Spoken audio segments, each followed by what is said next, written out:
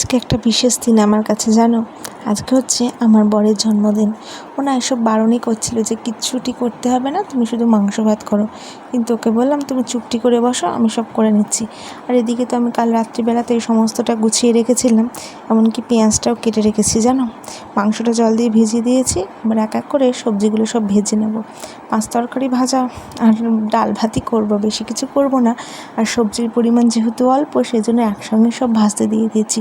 ওদিকে পায়েসটা ফুটে গেছে, একদিকে নাড়ছে, এবার শাকটাও কেটে নেব। আমার মনে হয় না এই চপিং বোর্ডে শাক কাটতে গিয়ে না বেশি সহজ মনে হয়, তাড়াতাড়ি হয়ে যায়। এদিকে ওরও আজকে ছুটি নেই, ডিউটি যাবে, সেই জন্য আমাকে অনেক সকালে উঠতে হয়েছে।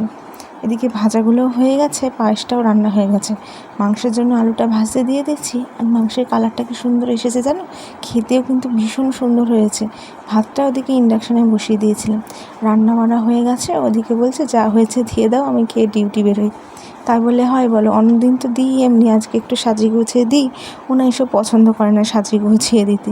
যাক, সবটা সময়ের মধ্যে গোছাতে পেরেছি, সেই জন্য নিজের পিঠেও একবার সাবাসি দিতে ইচ্ছে করছে। ও খেয়ে বলুক এবার এটা কেমন হয়েছে খেতে।